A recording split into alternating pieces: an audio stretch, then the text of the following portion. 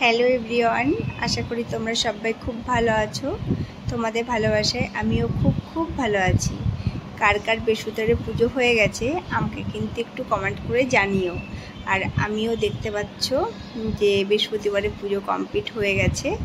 আর আমি এইভাবে আয়োজন করে প্রতি বৃহস্পতিবারে পুজো দিই এবং প্রতি বৃহস্পতিবারে চেষ্টা করি একটু যেন শাড়ি পরে পুজো দেওয়ার। তাই তোমাদের সামনে আমি তুলে ধরলাম যে কীভাবে ফুল টুল উঠিয়ে কীভাবে একটু গুছিয়ে গাছিয়ে পুজো দিলাম। আর আমার ভিডিওগুলো যদি তোমাদের ভালো লাগে অবশ্যই আমাকে একটু ভালোবাসা দিও, একটা লাইক করো ছোট্ট, আর একটু কমেন্ট লিখো, এটাই আমার কাছে অনেক। তারপরে দেখতে পাচ্ছ এই যে আমার স্বর্গে চলে এসেছি। স্বর্গে এসে আমি কত সুন্দরভাবে ফুলগুলো উঠাচ্ছি। আর রোদ্দুরের জন্য একদম মানে কি বলবো, ফুলই উঠাতে পারছিলাম না, মানে প্রচুর রোদ্দুর লাগছিল।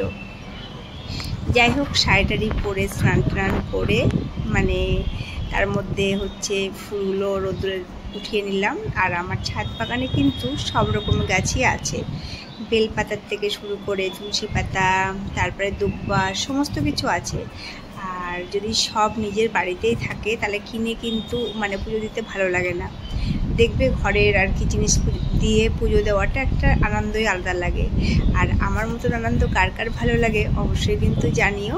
আর সত্যি বলছি, বাড়িতে কিন্তু সবাই ছাদ বাগান করো বা বাড়িতে গাছ বসাও, তাতে কিন্তু অনেক দিকে লাভ আছে। কী লাভ আছে? যেমন বৃহস্পতিবারে আজকে দেখতেই পাচ্ছ সমস্ত কিছু আমি ঘর থেকে আয়োজন করলাম, সেটা কিন্তু সব দিকে ভালো হলো।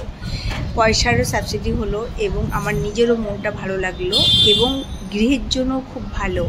আর আমি সবারই উদ্দেশ্যে বলছি, গাছ কিন্তু ভীষণ ভালো একটা বাড়ির জন্য, তাতে সুখ শান্তি বজায় থাকে। তারপরে অনেক কিছু নেগেটিভ মানে এনার্জি দূর হয়ে যায়, পজিটিভ এনার্জি আসে। আমি যদি মিথ্যা কথা বলি তোমরা কিন্তু অন্য জায়গায় যাচাই করে দেখতে পারো।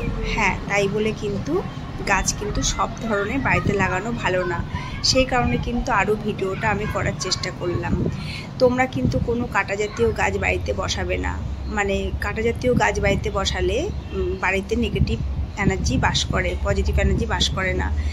যেরকম ওই যে অনেকে মনসা গাছের মতন কাটা ক্যাকটাস গাছ বসায়, সেই গাছগুলো কিন্তু একদম বাড়িতে বসানো ভালো না। আমার মানে কথা হয়তো ভাবতে পারো যে আমি হয়তো তোমাদের বেশি আর কি উপদেশ দিচ্ছি।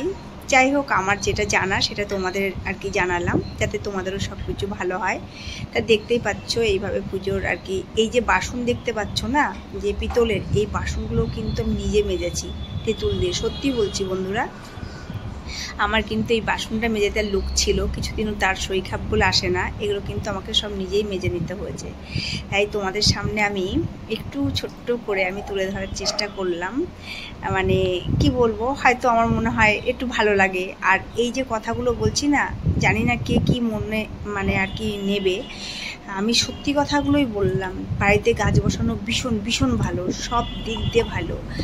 আর আমার বাড়িতে যারা যারা এসেছো বা আসবে দেখতে পাবে আমার প্রতিটা জায়গায় গাছ দিয়ে একদম পরিপূর্ণ করা, মানে ব্যালকনির থেকে দোকান থেকে শুরু করে সব জায়গায়। হ্যাঁ, কষ্ট একটু হয়, অবশ্যই কষ্ট হয়, কিন্তু কষ্ট করলে কেষ্ট মেলে, কেষ্ট পাওয়া যায়।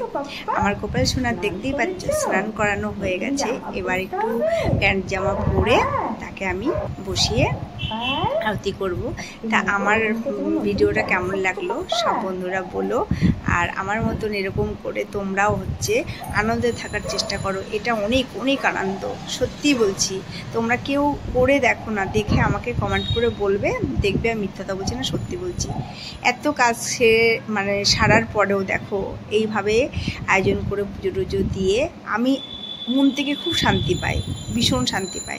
তার জন্যই তো করি। আর যদি কোনো কাজ তুমি শান্তি পেয়ে না করো, সেই কাজ কিন্তু ভালো হবে না।